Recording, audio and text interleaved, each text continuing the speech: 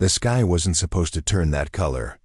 It burned like fire, screamed like metal, then everything went silent inside a small research pod. 14-year-old Eli sat with his father. His father was a scientist working on deep space exploration. Their mission was supposed to be simple. Scan a few moons, gather some soil samples, and return to the space station. Nothing dangerous. Nothing strange, but the universe doesn't follow plans. The alarm started without warning. Lights flashed red. The control screen showed hundreds of fast-moving objects heading toward them. Meteors, a full storm. Too fast to avoid, Eli gripped his seat. His father shouted something, but the noise was too loud. The pod shook. Metal screamed. A crash warning flashed across the screen. The pod was breaking apart. His father pushed a button. Emergency landing mode activated. Seats locked in. Lights went black, then came the fall. It felt endless, cold, violent. When Eli opened his eyes, the world had changed. He was lying on the floor of the broken pod. Everything was dark except for a soft green glow coming from outside the window. His ears rang. His body hurt. But he was alive. He tried to stand. The seatbelt was stuck. He pulled hard and finally broke free. "Dad?" Eli called out. No answer. Search the cabin. Tools were scattered. Panels were broken. But his father was not there. Eli found the door controls and forced them open. The door creaked. A soft wind blew inside. Outside, strange glowing plants moved slowly, like they were breathing. He stepped out carefully. The air was warm. He took a breath. It felt safe enough. His legs shook, but he kept walking. His shoes sank slightly into the soft, moss-like ground. Around him, tall plants pulsed with light. Blue, green, and sometimes pink. The trees stretched high into the sky, their tops hidden in shadows. There was no sign of his father. No sound of life. Just silence. Eli went back into the pod and grabbed a small backpack. He filled it with food packs, a flashlight, and a scanner. The communication system was dead. He tried it 3 times. Nothing. He built a small fire near the pod using broken metal and dry plant pieces. The fire gave some light, but not enough. Comfort. Night was falling fast. That's when he saw the movement in the trees. Slow. Careful. Something was watching. Eli froze. His heart raced.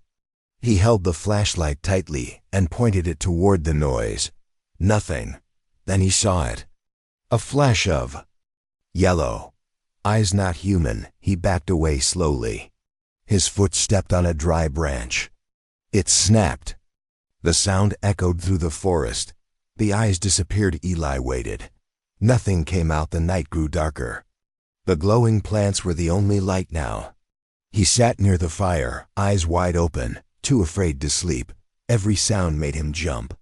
He clutched the flashlight like a weapon. He missed his father. He missed the ship. He even missed the cold food from the space station.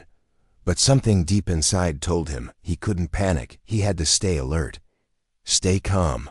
Figure out what happened. And survive. The stars above were strange. Bigger. Closer. Different from anything he had seen before. He stared at them, trying to guess where he had landed. That's when it happened. A voice, not spoken aloud, it came inside his mind. Soft, weak, like a whisper carried by the wind. "Help us before we disappear." Eli stood up quickly. He looked around. There was no one, just trees, glowing leaves, and silence. But the voice came again, this time a little clearer. "Please, help us." He turned in circles, trying to find where it was coming from. His flashlight flickered. The fire started to die. The wind picked up. Eli felt a strange pull. A feeling that something or someone wanted him to follow. He didn't know if it was safe. He didn't know if it was real. But he knew one thing for sure. He was not alone on this planet, and whatever was out there, it was watching, waiting, and calling him. It had taken his father. It had trapped him on a world he didn't understand, but it had also opened the door. A strange one, a quiet one, and behind it something was waiting for him to listen. The night grew colder. The glowing plants dimmed. Ely stepped away from the pod. Just a little. Just enough to see what was hiding in the trees. Whispered into the dark, "I hear you," and the voice replied, "Then follow." Ely followed the whisper, though it gave him no direction. It wasn't a sound that passed through the air. It was something different, something strange. A soft voice inside his head, as if the forest itself had learned how to speak the trees ahead. Swayed gently, their glowing leaves blinked like fireflies. Each step Ely took made the ground shift beneath him. Not like dirt, not like earth, it felt alive. He looked back once. His crash pod sat quietly behind him, half buried in tall glowing grass. It looked smaller now, empty, powerless. The voice came again. "Closer, we're here." He tightened the backpack on his shoulders and stepped into the thick part of the woods. The deeper he went, the stranger the world became. The trees were wider, taller, their roots pulsed with soft blue light. Strange fruit hung low, glowing faintly like small lanterns. The air smelled sweet and wet, like morning after rain. Then something shifted, the lights dimmed. The air grew warmer. And the trees stopped moving. He reached a clearing, not natural. It was a circle, too perfect. The grass was flattened into patterns, shapes he couldn't understand. At the center, a dome covered in vines sat low to the ground. It shimmered softly, like glass underwater. Ely stepped forward. The vines moved. They unwrapped themselves slowly, like they were waking up. The dome opened. He took a careful step inside. It was quiet. Too quiet. Then he saw them, small figures, no taller than his waist. They stood still, back straight, skin glowing gently in the dark. Their bodies were smooth and round, with large dark eyes that watched without blinking. No mouths, no ears. Just eyes that held 1,000 questions. Ely froze. He couldn't move, couldn't speak. One of them stepped forward. Its glow turned golden. Not light, not fire. It was something new. A feeling. Warm and soft. Like standing in sunlight. Ely felt calm, safe. Curious, the voice returned. "We are the Nurans." It wasn't just one voice now. It was many, layered together. Whispering without sound, the Nurian in front of him raised a hand. Thin. Fingers smooth like glass. A wave of energy touched Ely's chest. He felt memories, images. A village hidden from the sky. A field of glowing crops. Then darkness, rot, hunger. Ely gasped. It wasn't just a vision. It was a cry for help. The village was dying. The Nurians surrounded him now, dozens of them. Their colors changed with emotion. Blue for sadness. Green for wonder. Red for fear. He tried to speak. "My name is Ely. I came from the sky. My ship crashed. They didn't move." But he felt something shift in the air. A small Nurian stepped forward. Younger than the rest. Its glow was pale and soft.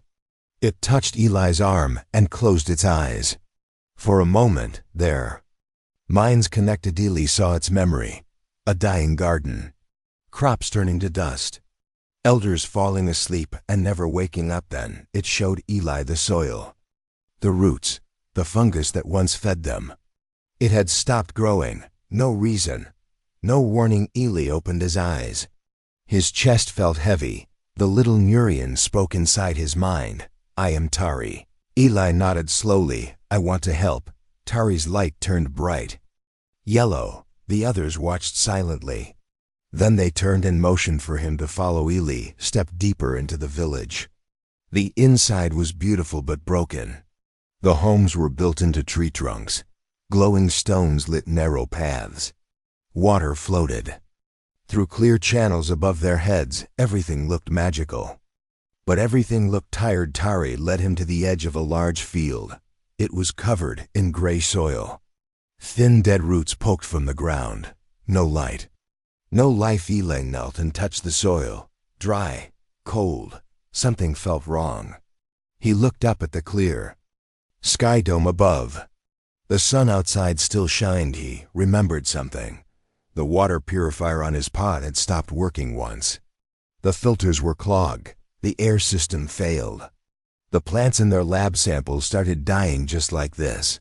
His father fixed it by adjusting the airflow and temperature. Eli stood up slowly. This isn't just about food, he said. The air, the heat. Something has changed. Tari tilted his head. A pulse of green light wrapped around him.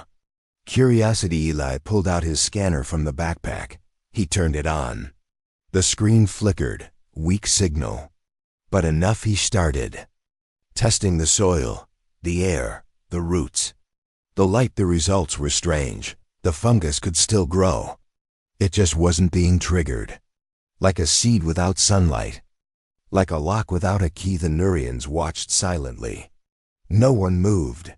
No one interrupted. Eli finally stepped back and sat on a large stone. He was tired, hungry, but his mind was racing. If he was right, he might be able to help them. But he would need parts, tools, and time. He looked at Tari. I think I know what to do. Tari's light turned a soft, hopeful white, but then the wind changed. Leaves rustled high above the dome. A deep vibration shook the ground. The other Nurans turned sharply. Fear turned their lights. Radili looked around. What is it? Tapped in front of him. The sky thieves. They come when the forest grows silent. Eli stood up quickly. Who are the sky thieves? Tari didn't answer, but Eli could feel it now. Eyes watching again, not glowing yellow this time. Something colder and much, much darker. The forest did not sleep that night. It held its breath. Eli stayed close to Tari, his eyes scanning every movement, every shadow beyond the glowing trees. The village was quiet, too quiet. Even the soft humming of the plants had stopped. The Nurans had hidden inside their homes. Their light dimmed to pale blue. Fear spread like cold wind. Tari guided Eli back toward the edge of the dome. He pointed to the sky with one glowing finger. Sky thieves. That word still made Eli's stomach turn. They come when they smell change, Tari said inside his mind. Eli didn't know what that meant, but he understood the danger. Whoever they were not friendly. And if they sensed something new in the village, something working, something living again, they would come and take it. Eli had no time to waste. He had an idea, a memory, really. When he was 9, his father gave him an old radio. It was broken, rusted, missing half its parts. But Eli fixed it. Took him 3 days. He used scraps from broken toys, a spoon handle, even an old clock spring. His father had smiled and said, "You don't need fancy tools, Eli, just clever hands and curious thoughts." That lesson stayed with him now. It might save a village. Eli returned to the crash pod at first light. The path was still quiet. The pod sat where he left it, but now it felt different. Not like wreckage. Like a treasure chest. He climbed inside and began searching. He pulled out cracked screens, melted cables, torn battery cells. Everything looked broken. Everything looked useless. But Eli didn't see trash.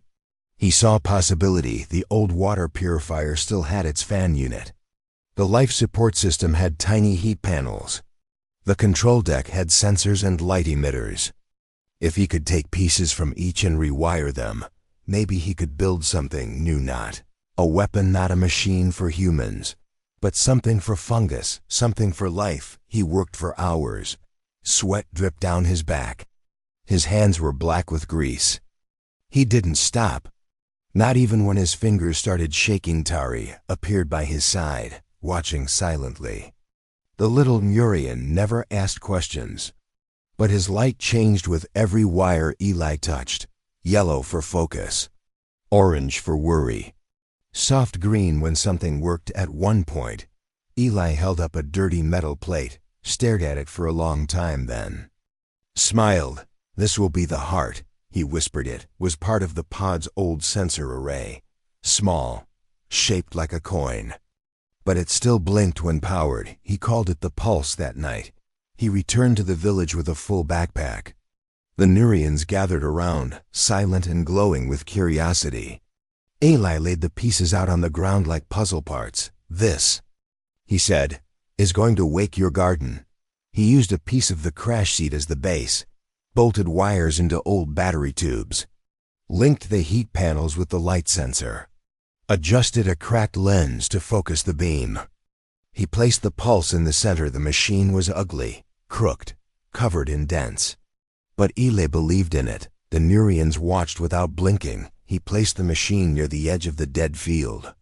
A single rotten fungus root sat nearby, gray and lifeless. Eli powered the machine. Nothing happened. He tried again, still nothing. He adjusted the lens, hit the side with his hand, reconnected a wire. The machine hummed. The pulse blinked once. A warm beam of filtered light touched the fungus root. A few seconds passed. Then something moved slowly. A faint glow returned to the root.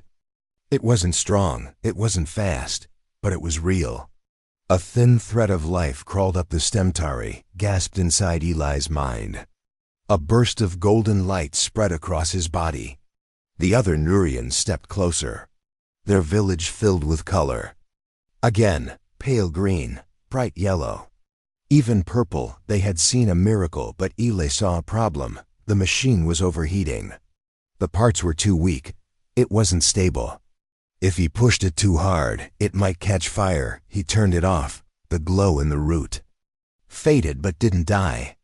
That small light stayed. It was enough for now. Ari stepped forward and touched Eli's shoulder. "You made the dirt sing." Eli smiled, tired but proud. "I made it whisper," he said. "We still need to teach it the song." The Nurans clapped their hands gently, a silent rhythm of joy. For the first time, Eli felt like he belonged, not just as a visitor, but as part of something living, something ancient. But peace doesn't last long. As the village rested and the Nurans sang in soft pulses, the sky outside changed. A dark shadow moved above the treetops, unseen and welcome, watching. And far away, a hidden signal blinked on an old radar screen. The sky thieves had noticed the pulse, and they were coming. The machine worked for a moment. It had breathed life into a dead world. But hope is a strange thing. It glows bright, then fades if not protected. Eli spent the next 2 days rebuilding the prototype. He stayed in the village, sleeping inside a hollowed-out tree that glowed from within. The Nurans brought him fruit that shimmered like tiny stars. Some tasted sweet, some fizzed in his mouth. None of them made him sick. He learned to listen to the light. Nurans didn't speak, but their colors told stories. Joy pulsed in yellow waves. Sadness turned blue and slow. Worry glowed red, thin, and sharp like cuts in the dark. Tari became his closest friend. Always beside him, always watching, always learning together. They built again. Eli used the same parts, but this time he understood the balance. The roots didn't need heat. They needed rhythm. The fungus responded to timed light bursts, like it was listening for a song it had forgotten. He gave it one. He used the pulse to control intervals. He rewired a sound panel from the crash pod, not to make noise, but to echo vibration into the ground. The machine was smaller now, sharper. He called it the Bloom engine. Tari looked at it with quiet wonder. "It feels alive." Eli nodded. "It is." Almost. They placed it in the center of the field. The dead soil still cracked underfoot, but now Eli wasn't afraid of it. He knelt and touched the ground. "Ready?" he asked. Tari's glow turned golden. Eli activated the Bloom engine this time. It didn't hum, it sang. A deep, soft vibration spread through the soil. The air above shimmered with heat and light. From the ground, tiny specks of glow appeared, like stars rising instead of falling. The first fungus sprouted, then another, then 5 at once. The field blinked like a heartbeat. The light grew stronger. The air smelled fresh again. The village responded. The dome brightened. The trees swayed with energy. The Nurans danced in slow circles, their bodies glowing like fire painted with joy. One elder Nuran, his light faded from age, walked into the Tiva center of the field. He knelt beside a growing fungus. touched it gently, and looked up at Eli. His color shifted to soft white. Respect. Eli had given them more than food. He had given them time, but that night, the sky tore open, the stars disappeared behind a black shadow. A shape, silent and heavy, hovered above the forest. It didn't blink. It didn't move, but the village knew what it was. The sky thieves had come. The lights inside the dome dimmed to near black. Nurans rushed to hide their young. The elders formed. A circle around the bloom engine. Eli stood frozen. Tari whispered inside his head. They come for what they do not build. They steal what they cannot make. They smell change. They follow light. Eli looked up at the black shape above. It hadn't landed, not yet. But it watched, waiting. Judging, he grabbed his backpack and pulled out the scanner. The signal was faint. But one thing was clear, the ship above was not friendly. It was a scout, small, fast, dangerous. If it found tech or energy, it would send a beacon. More would come, bigger ships. Worse things. Eli turned to Tari. We have to hide the machine. Tari nodded. They dug a small trench under a false stone cover near the field. Eli disconnected the core and buried the bloom engine deep into the ground. He masked the signal with old pod metal, rewiring it as a shield. They covered it all before the sun returned. Sky thieves did not land that morning, but they would. The next few days were quiet, but tense. The Nurans returned to silence. There, lights stayed dim. The fungus grew slowly, and only in hidden places. Eli worked on a new device, smaller and invisible. A signal jammer. He knew he couldn't defeat a ship. But maybe, just maybe, he could confuse. I've used the broken data drive, the pulse lens, and a half-charged solar coil. Every day he built, every night, the shadow stayed above, waiting, watching. Then, on the 7th night, the shadow moved. It began to descend. Tari stood beside Eli, eyes wide, light pale. They are coming to take. Eli powered on the jammer. He pointed it toward the sky. A low vibration spread upward. The ship paused, flickered, then changed course. It moved east, just a little, enough to miss the village. Eli fell to his knees. It had worked. For now. Tari helped him up. You brought light back to our roots. Eli looked around at the small glowing fungi. Returning to life, not just light, he said, a future, but in the shadows of the forest.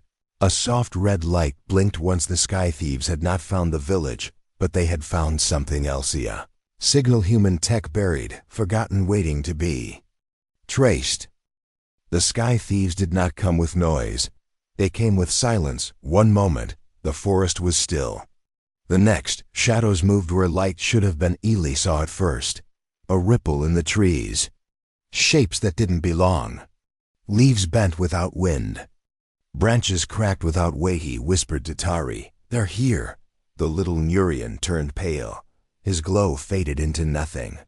The village followed, darkening like a heartbeat slowing down. Nurans didn't fight. They didn't have weapons. They survived by hiding. But this time, hiding might not be enough. Eli and Tari ran to the trench where the bloom engine was buried. Still safe, still quiet. Eli checked the pulse signal. No trace escaping. But he knew the sky thieves weren't searching blindly. They had sensors, scanners. Greedy looked up through the trees. The scout ship had moved again. It hovered above a nearby ridge. Smaller ships dropped from its sides like black insects. 4 of them, sleek, sharp, silent. Each one carried 2 figures. Tall, armored, not machines. Not truly alive either. Something between. Their eyes glowed orange like burning wires. Their steps made no sound. Their skins shimmered like hot glass. Tari pulled Eli behind a root wall. They search with smell. Not just air. They smell thought, fear, light. Eli held his breath. The raiders moved toward the old crash pod. One raised a scanner. Another broke open the side panel with its arm. Metal. Snapped like bones. They spoke in static sounds, unreadable. Cold then, one of them looked up straight toward the hidden dome. Ely felt his stomach twisted, had sensed something. He turned to Tari. "We need to stop them before they reach the village." Tari looked confused. "We do not fight. We vanish." Eli shook his head. "They won't let you vanish. Not this time. If they find the Bloom engine, they'll take it. If they can't take it, they'll destroy everything." He opened his backpack. Inside was the signal jammer he had built earlier. It was weak now. Battery low. But if he could get close enough to the lead raider, maybe he could blind their sensors. Even for a minute. It was a terrible plan, but it was the only one he had. He handed a small beacon to Tari. "If anything happens to me, press this. It will shut down the Bloom engine from far. Hide it where they'll never find it." Tari's eyes pulsed with sadness. His glow turned blue. "I will wait for your return." Eli gave him a quiet nod and crawled away through the underbrush. The forest felt different now, heavy. As if every tree knew what was coming, he moved carefully, using roots as cover. The raiders had moved closer to the pod. One of them knelt, scanning the soil.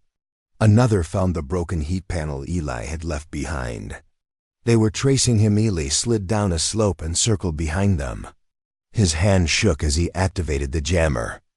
A soft vibration started. The lights on his belt dimmed.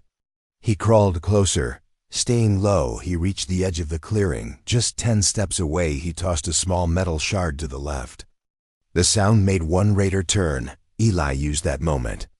He ran forward, shoved the jammer onto the back of the lead raider's armor. The machine froze, lights blinked. Systems stuttered. The others turned too late. Eli sprinted into the trees. Blaster. Fire tore through the air behind him, cutting into bark and leaves. He didn't stop. Didn't breathe. Just ran, but then he heard Ida voice Tari crying out inside his head. "No, run back. They've seen me." Eli stopped. His heart dropped. He turned far across the field. Tari stood in the open. One of the raiders had grabbed him. The small Nurian struggled, his glow flickering like a candle in storm wind. Eli's breath caught. Every instinct screamed to run, to hide, to live, but he didn't move away. He moved forward. He grabbed the fallen branch, wrapped wires around it, connected a pulse cell to the file. Top a makeshift spear. He ran straight toward the clearing. The raider lifted Tari, scanning his body. Searching for tech. Eli threw the spirit, hit the raider's back.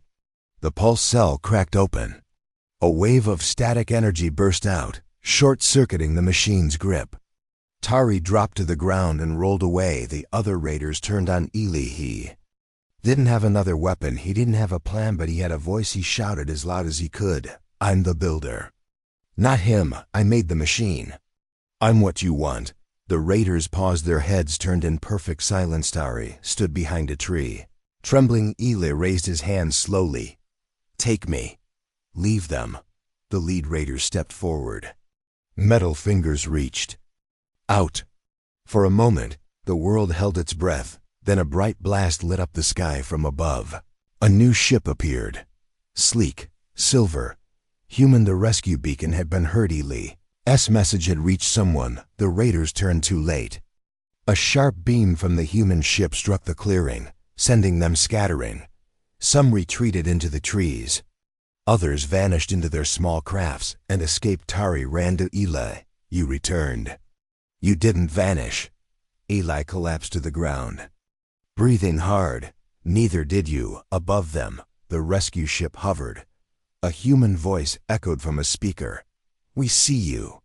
We're coming down." But Eli didn't smile, because in the trees, something still blinked, a small device left by one of the raiders, still active, still scanning, still listening.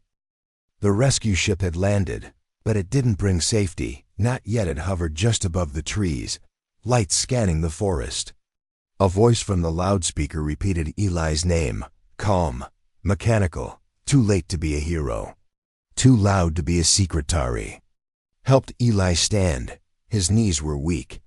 His arms shook from exhaustion. His heart still raced from the raid. "They're leaving," Tari whispered inside his mind. But Eli knew better. No. They're waiting. The sky thieves were smart. They wouldn't fight the human ship. Not directly. Not yet. But they had dropped a beacon, hidden, silent, somewhere close. Waiting to signal when the humans left. Waiting to return when the village was alone again. Eli had seen their pattern. They didn't destroy. Not right away. They learned first. Took apart. Copied. Stole. Then erased the original like it never existed. If they came back and found the Bloom engine, they would take it. If they couldn't take it, they'd burn the land until nothing remained. He couldn't let that happen. Not after everything the Nurans had shown him. Not after everything they had lost. Eli turned to Tari. We can't hide anymore. Not this time. Tari's glow flickered with fear.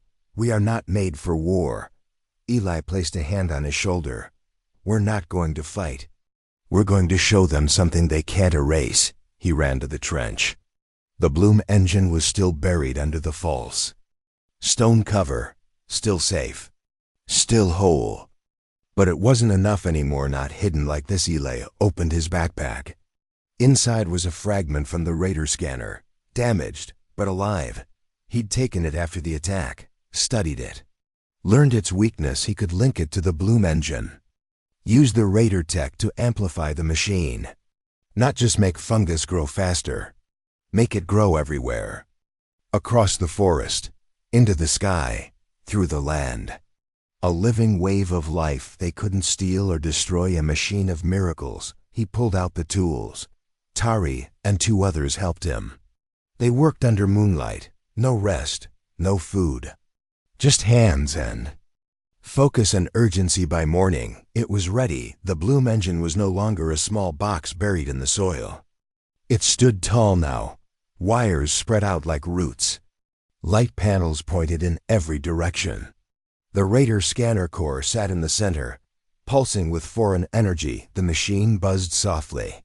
Waiting to breathe. Eli turned to Tari. Are they ready? Tari nodded. The village had gathered. Every Nuran, young and old, standing in circles around the field. Their lights dimmed to silent white. Not fear, not sadness. Something deeper. Trust. Eli powered on the Bloom engine. It did not whir. It roared. A deep, rising tone spread through the earth. The light panels blinked in rhythm.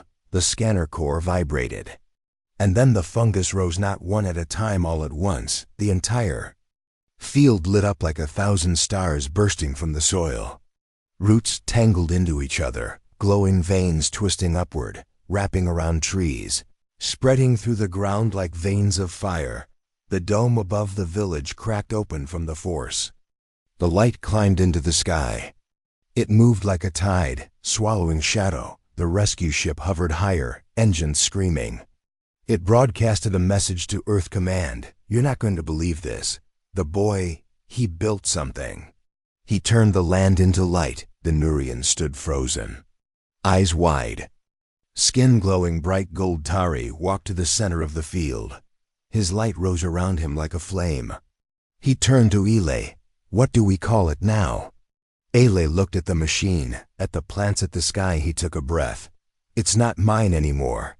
Tari smiled. Then we name it together. The village pulsed once in agreement. The machine of miracles. But the sky was not done with them. Above the ridge, behind the clouds, another shape appeared. Not a scout ship, larger, darker. The real ship. The one that came when a beacon screamed for help. Eli stared at it. His chest heavy. They're coming back.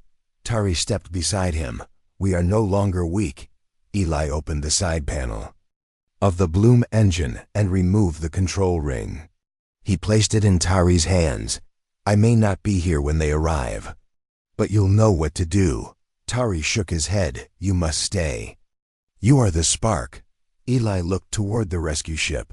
I'm also the signal. If they follow me, the village will be safe. The air grew colder. The sky turned red. The second ship was descending.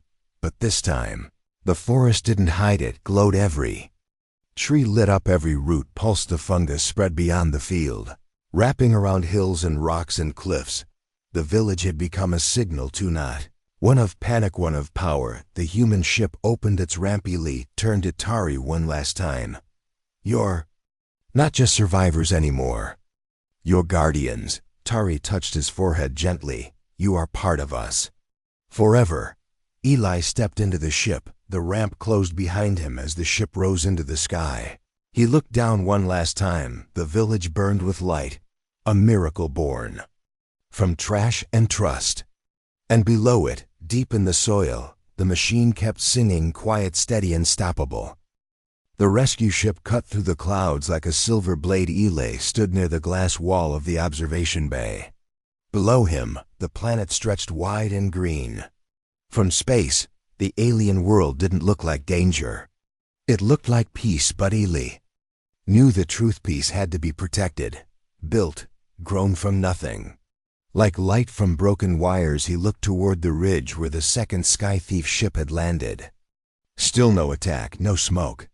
Just a silent, dark shape resting like a storm, waiting to return inside the ship.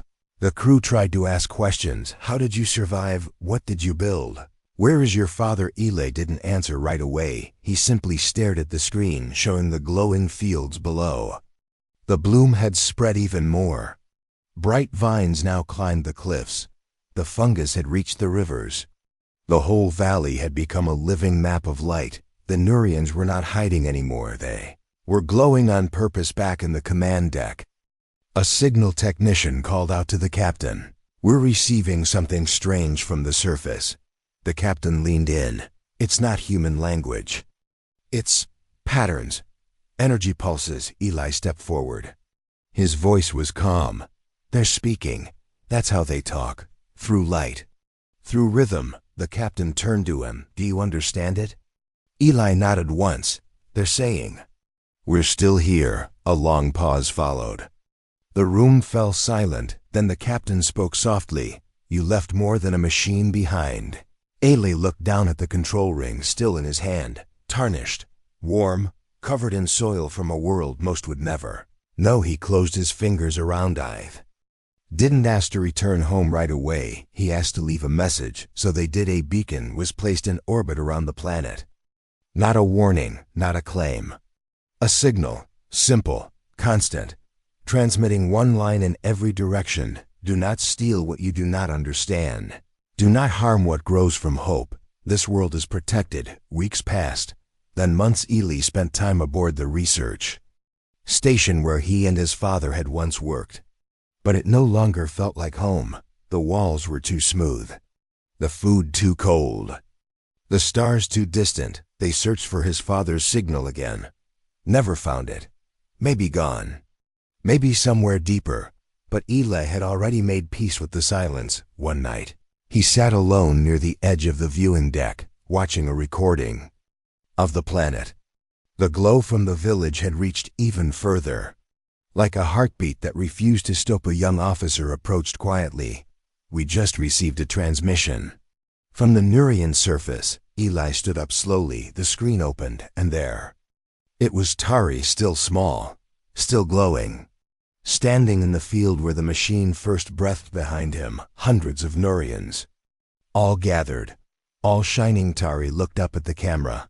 His light flickered soft blue and bright gold. Then the message came through, not in words and rhythm, but Ely understood it all the same. You planted light in the dark. Now it grows in us. You were a visitor, but now you are legend. Ely didn't cry, but he smiled in a way he never had before. Not because he had saved them, but because they had saved something in him. Hope, belonging, purpose. Later that year, the United Planetary Council gave the machine an official name, the Ely Bloom, not because Ely asked for it, but because stories carry weight when spoken by those who survive. Years passed. New explorers visited the Nuran world, but none were allowed to build.